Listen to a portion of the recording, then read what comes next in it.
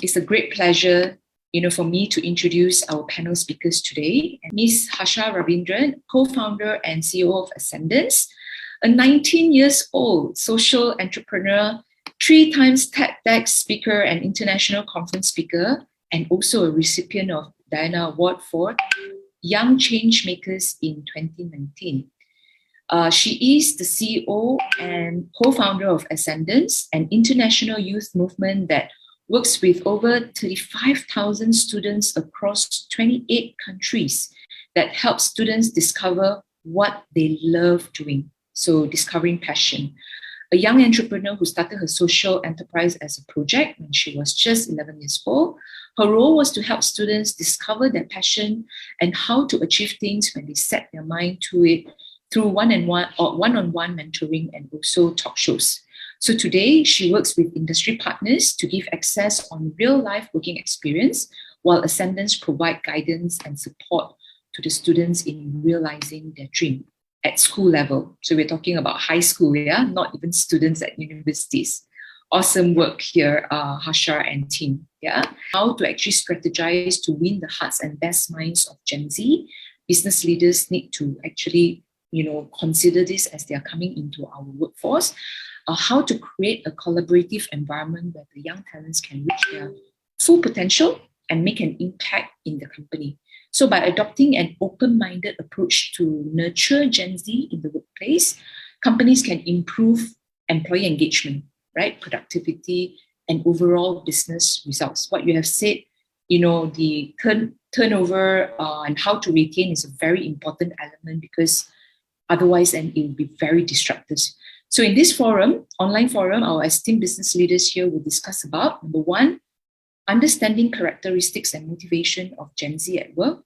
Number 2, ways to create a workplace that Gen Z will love. And number 3, ways to complement and collaborate with Gen Z. So fellow audience attendees, thank you so much for spending your time here and putting the importance of having Gen Zs and how to, best work with them. We'll just kick off with some high-level questions to just start the conversation. So Harsha, as a successful Gen Z business leader, what motivates you to achieve something at such a young age?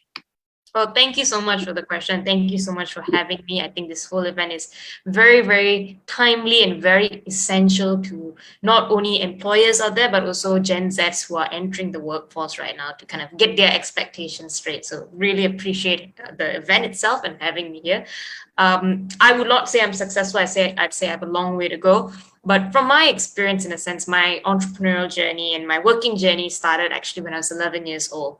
And it started not because I myself was motivated or inspired or wanted to change the world. No, it actually started very, very simply out of inspiration and environment. So at 11, what happened to me was my mother, single mother, stepped out of a corporate job, wanted to be an entrepreneur. So she went out there from one event to another, one workshop to another to figure out how to do that. And I was brought along because there was no one to babysit at home, essentially. And as I was going and following her around, one of the places that we often go to for these talks and workshops was the social business incubator here in Malaysia called ET Ideas. And every week we would go there and meet these phenomenal entrepreneurs. So entrepreneurs who were doing what they love doing, who were extremely successful. Some of these were million-dollar companies. Some of them had financial freedom. And at the same time, they were social businesses. So they gave back to the community around them. And that was essentially what sparked my journey. And I feel it's similar for other Gen Zs out there, where it starts with a little bit of inspiration, seeing it in your life in a sense, and it's brought to life through the environment. So because every day I was having these conversations, I was following these entrepreneurs around for their workshops, their program, naturally that work ethic, that love for business, that love for entrepreneurship was fostered in me in a sense. And that's where it started and really helped me not only as a student, but it also helped me open up my mind in a way. So that exposure of going with them, I would often follow them for booths in malls. I would follow them for events where they would run projects in a sense. I'd help them on their social media. And what it would happen to me reciprocally is, number 1, it helped me really understand what it meant to actually, in a small way, participate in the working world. So what did it mean to set and achieve goals? What did it mean to work in a team? What did it mean to be able to understand how do you talk to clients? How do you actually do presentations? And it was that information at a young age, at just 11, 12, that as I started experiencing it, started becoming part of my habit pattern, started becoming part of who I am. So naturally at 13, when I started Ascendance, which is my own social enterprise, number one, it was much easier to do so because I already, in a way, had 2 years of experience working with these different companies in a sense.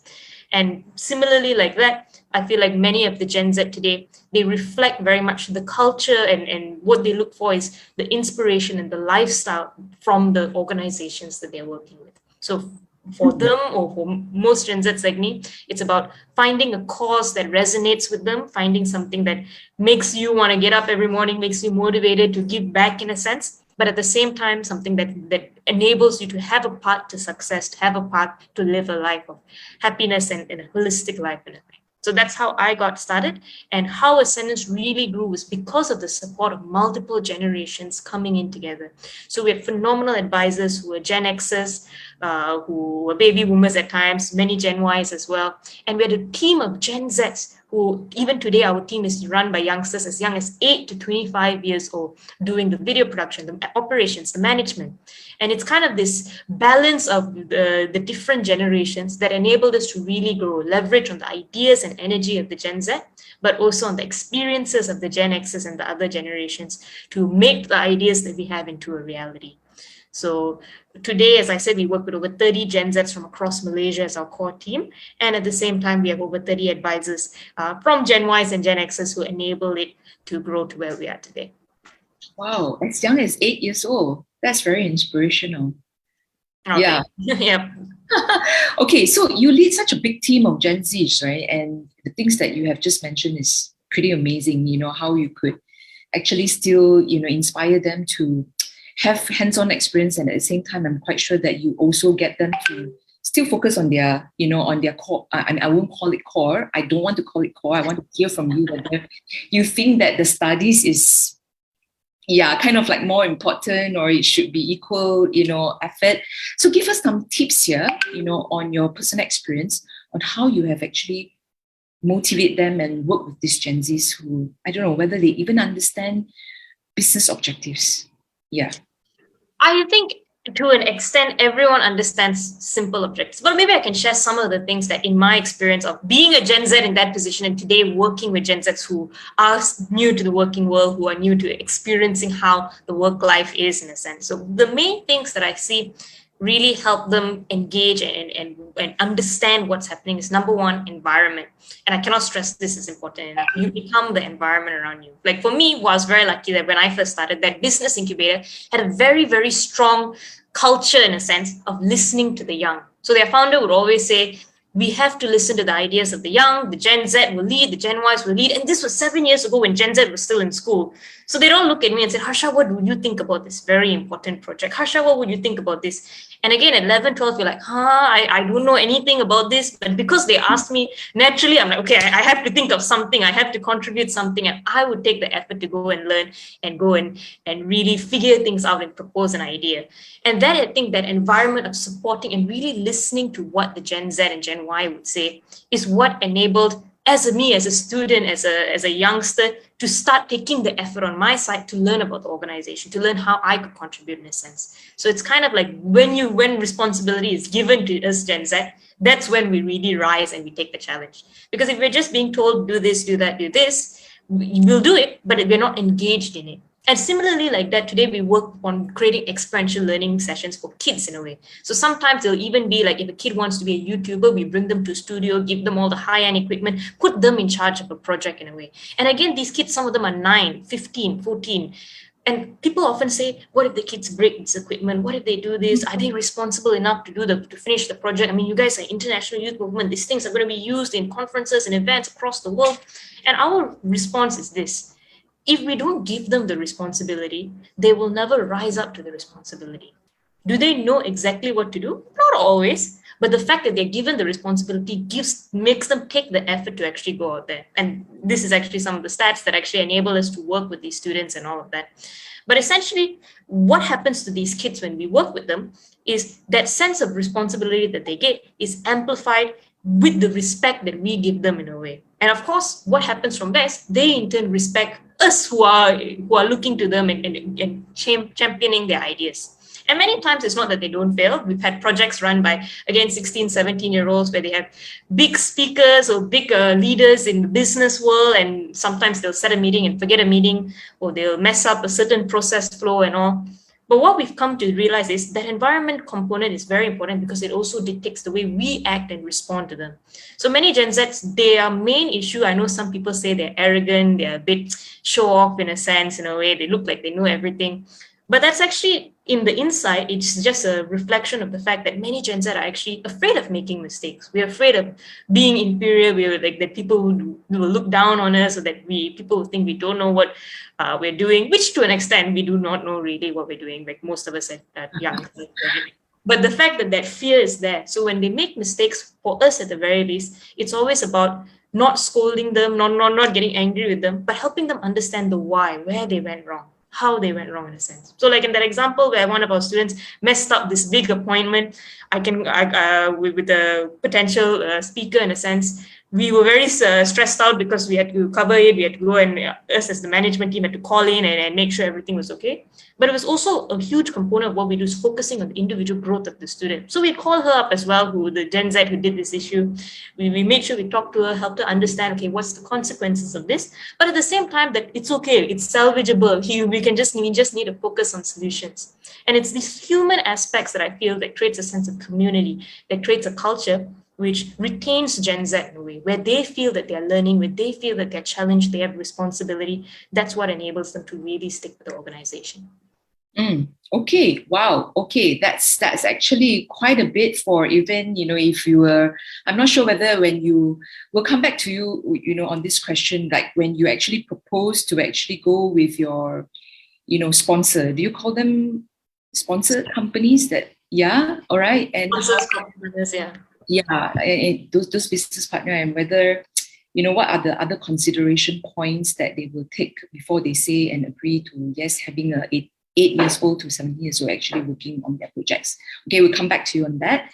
And meantime, you highlighted a very important, actually 2 points, right? The environment component and making them understand the why. Do companies adapt to our Gen Z way of thinking?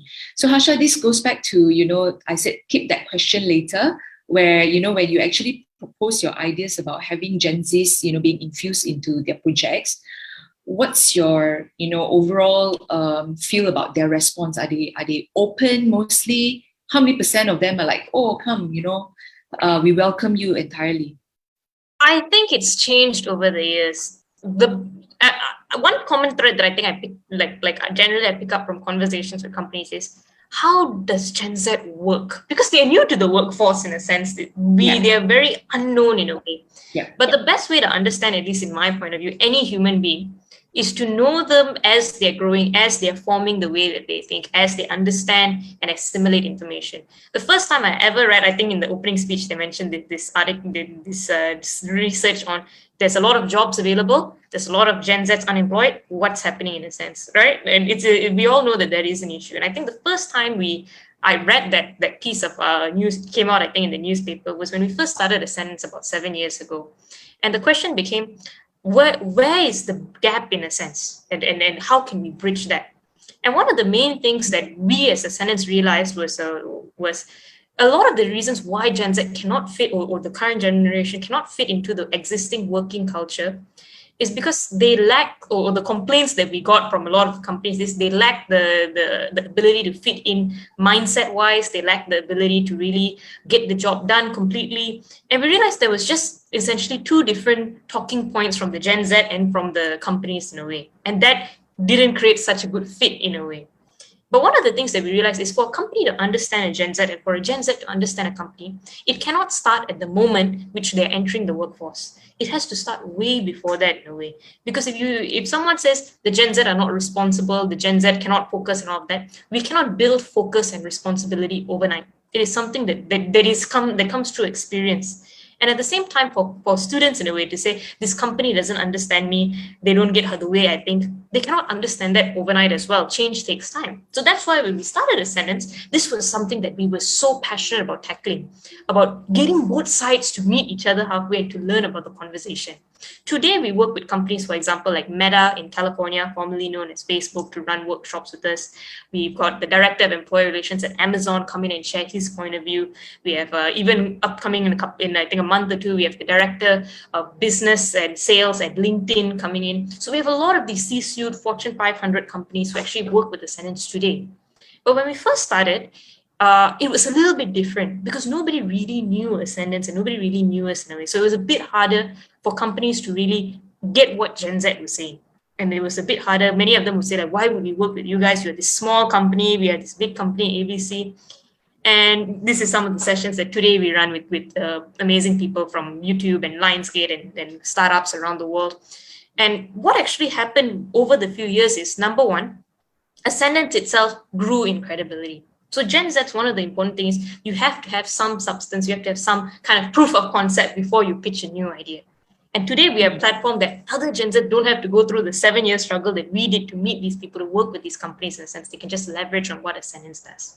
At the same time, for companies, one of the issues that we often face in the beginning is many companies will want to partner with us, but on their terms in a sense. So they'll be like, can you get this done, this done, this done, this done? I want this project's done. And for us, we have to at times say no in a way, because our ethos in a way is that the Gen Z must come up with ideas. They must lead in a way, and that the best way to understand them is not to give them work and see what they do, is to really listen to their ideas, come in and support the things that they are doing with your experiences. And of course, it's hard to find companies like that in the beginning. But as I said, today, so many kind Malaysian SMEs have actually come on and become our partners. So many MNCs, as I said, Fortune 500 companies alike have come on board to actually do this in a way. So they come in through the workshops, the sessions, they work on small projects, they guide the students in a way so that the students can grow their own initiatives. And in turn, the companies learn from that. Like, for example, I think earlier we had the picture of this amazing person, Connie from Zola. So she actually came in and did monthly sessions as one of our partners. She sponsored a few students. She came in to work on some projects. And the project she ran was building out a presentation. So many companies will come in and say, can you build a presentation for my company and all that? But she did something different. She said, focus on what you guys are working on already. Many of you have your own projects, whether it's a passion project, whether some of them work on their own startups, whether it's for some kids, they just want to convince their parents to buy them a new laptop, whatever it is that you're passionate about right now, build a pitch deck for that. And every week she would meet the kids, she would guide them, she would look through their presentations. And in turn, the kids were very surprising. Some of them were 14, 15 years old. They were actually they actually had their own projects they're working on. They applied the things that she was teaching. They came up with a presentation deck with their clients and all of that. And she in turn saw, okay, what do Gen Z prioritize when they look at these images? What do Gen Z prioritize when they are actually looking through a slide deck, looking through a presentation? So she on one side learns how can she adapt her presentations, her skills in a sense, to things that Gen Z prioritize. And the Gen Z we were working with, they get to learn this business skill on what do companies actually look like when we're building out a presentation deck. And she runs a startup with 500 million in the New York in a way. So they get this global exposure that really helps them grow. And that is essentially what we mean. It's not about coming in and just saying, do this project. It's about how can we exchange skills? How can I support what you're doing and how can I in turn learn that? And I think that this is some of the many intergenerational collaborations, guidance, and learnings that we actually do with a lot of these SMEs. So today, it's been much more receptive working with SMEs. And in fact, we welcome more SMEs to actually join us in learning with Gen Z, because the best way to learn about someone is to work with them. And the best way to anticipate how your employees are going to be 5 years from now, or 3 years from now, or 10 years from now, is to start working at them right now when they're still in the formative stages of deciding, of understanding things. Because this is where essentially the kids are getting programmed to understand the working world. And we want to be able to instill those things that you need in an employee in the youth of today right now, so that in a few years, in a year or two, when they come to your organizations, when they enter the workforce, you have the right match. Okay. All right, got it. How can we strike a balance between flexibility, work arrangement, and deliverables? One of the things that many people often, and this is a statistic that's been seen from many, many places, that Gen Z prioritize money and job security. And one of the reasons the confusion that people often have is, how did they go from Gen Ys who are focused on purpose to Gen Z who are focused on money? And the thing is, Gen Z are still focused on purpose. It's just that for them, they're motivated by a certain lifestyle, by a certain way that they want to live. And for them, in a way, they interpret having this amount of funds and this job security will enable me to live this lifestyle that I want. That's also why they look at that work-life balance, because there's so many other things they want to do. There's things they want to contribute to, in a sense. That when they see that they have the funds and all of that, they're able to do that. So another way to look at it is, if a company or an organization can already create that lifestyle within the organization, it's an added bonus. It's something that retains the Gen Z more. And that, I think, goes back to balancing between the different, I would say, the deliverables on one side, and also having the flexibility to work, having the flexibility to all of these other things as well. And for at least in Ascendance, what we've seen is it goes back to having an underlying goal that is apparent in every action that your employees take. And this is something not just that I've seen in Ascendance, but it's actually something that I've learned from organizational classes and text as well. I actually study positive psychology and organizational culture at the University of Pennsylvania, the #1 business university in the world. And one of the things that they say is you need to have a big, audacious goal. So something that your company is moving towards, a cause that motivates your employees. And they must be able to see how that goal relates to their personal goals, and how every action that they're taking responds to that goal. So on one side, for example, in Ascendance, our goal is we want to impact 1 million teenagers. So how we get each and every student, every Gen Z to work and participate and meet their deliverables is very simple. Number one, they realize that this goal of impacting 1 million teens is something that resonates with them. They want others to have that same exposure and expertise that they had. Number two, we make it very clear through conversations, through almost every day having these thoughts on how does you working on the thing that you're working on, whether it's operations, whether it's production, how does it help you learn the skills that you need to achieve your personal goals? Whether you want to be an entrepreneur, whether you want to be a musician, or whatever it is you want to be.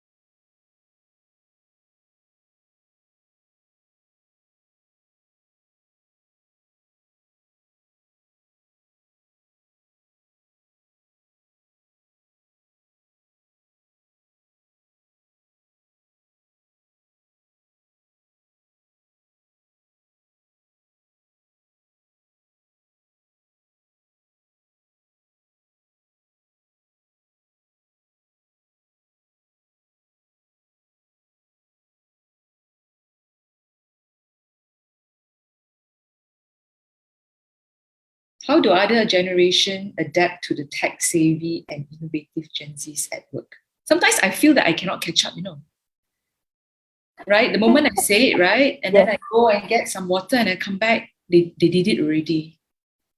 Yeah. Right? Very fast paced, right? Exactly. So yeah, it's quite normal, right, Amanda? Yeah. So how do we actually, and in the older generation, like people like me in Gen X, sometimes we got to jaga the face, right? So do you then see more demotivated Gen X's, or why do you experience that? For me, I think I have so much respect for Gen X and Gen Ys and every other generation, because I feel comparatively they're much smarter and much more experienced than my generation. But I like one thing that was in the comments I thought was very interesting, that they said, in my company, Gen X's are the ones who are more tech savvy. And I agree, at times they are, in a sense. And one of the things that I really see is not that Gen X are not tech savvy, it's just we use different types of technologies. Like from working with Gen Z, I can assure you, most of them do not know how to send out an email. They do not know how to use Excel, because I'm serious, these are just not things that they use. So I remember I do classes for some of my Gen Z. This is how you send an email. This is how you set up your LinkedIn profile. All of these things, like Instagram profile, TikTok profile, they are the pros. But there's still some things that we can learn from other generations. And it's to be aware that it's not that you are not tech savvy. It's just that you employ a different resources of technology compared to the Gen Z. And how we bridge that, from my experience, has been a lot of very kind Gen Xers just have become my really great friends. And they end up having amazing conversations with me. And these conversations are not just about how was your school, Harsha, how was this, how was that. It's what is the project you're working on. Then I'll say, I'm using this new software. They'll go, Okay. After a few kind of conversations and all, they start trying it out, they start implementing it, but they don't copy paste what I'm doing. They use their experience to make it better, to integrate it with the tools that they're already using. Like simple things, like one of the things that I first like I just did because I was extremely bored one day was one of our partners, our corporate partners, is in the health and fitness line of it. So so we were talking and all of that, and one of the issues was that people don't drink enough water. I'm sure all of us don't get our 8 glasses of water a day, right? So I was saying, I have this app on my phone which basically reminds me how like to drink water in a sense, and I can key in my phone how much I drink, how many glasses of water I drink. So this corporate partner is like, okay, that's interesting. And then she adapted that in a way from this conversation. After about a 1 month, 2 months, my Gen Z laziness kicked in and I stopped using the app because I just found it so annoying to key. But her experience of how to motivate people combined with that conversation and technology that I brought in created a solution that today she uses with her clients. And even now, as one of her clients in a way, as our corporate partner, she keeps using her experience of how to get me to be consistent using the technology that I introduce. So it becomes we are able to bridge that technology gap when we realize that it's about the conversation, it's about the process from learning from each other and prioritizing the fun of experimenting, the fun of learning with each other, that we don't have those barriers. Because Gen Z also feel like, I don't know how to use this Excel, just Google lah, no need to ask and all that. But the fun of learning comes when you have the conversation, when you work on projects together. And when we focus on that instead of the fear, then we grow the best, I feel. What is a turn off for Gen Z? Thanks for the question, Amanda. What is the major turn off? I think, if I may say, and this is again just a reflection of the insecurities that a lot of Gen Z have, but the moment you scold them, you lose them. And I don't mean even like scolding for me and for the many Gen X friends that I have. Scolding is very different. For them, they just raise their voice a little bit or just a slight change in tone of voice. Immediately, I'm gone. The students are all gone in a sense. And I think Isba was saying that a lot of us are very hyper aware of what happens to us, right? So the moment you hear like as a Gen Z, the tone of voice changes a little bit, or you see someone is displeased or angry, straight away the brain shuts off. We go into this problem-seeking mode in a way. So I don't know, that's just one that I've seen and experienced. But I'm sure Fee Ling and Isba know many more from their observations. So maybe that's why they call them what, strawberry generation, tofu generation, and things like that, right? So, but why? I mean, is it from insecurity or is it from some other reasons? I think Gen Z just really want to give their best, and they really want to be perfect. Like you see this generation who has had access to essentially the whole world, and they grow up having friends all across the world. I know kids in Kelantan who can tell you what's happening in the US, in Venezuela, and all of this news. So we feel very smart about ourselves in a way. And we have this, no, I'm serious, I'm being like completely honest. And we feel that we have this image that we can contribute something. We actually want to feel meaningful and that we give value to the companies, to organizations. And sometimes when we make mistakes and all of that, we cannot understand that we actually lack the experience to do something. Because experience is a huge thing. So because we are always having the theory, when we fall short in the experience time, it makes Gen Z feel like they're not good enough, like they didn't do their best. So it's not because they are not resilient. It's not because they are not strong or they're not good. It's just that they really, truly care about giving their best, about doing the best for the others. And when they fall short of that, it makes them feel bad.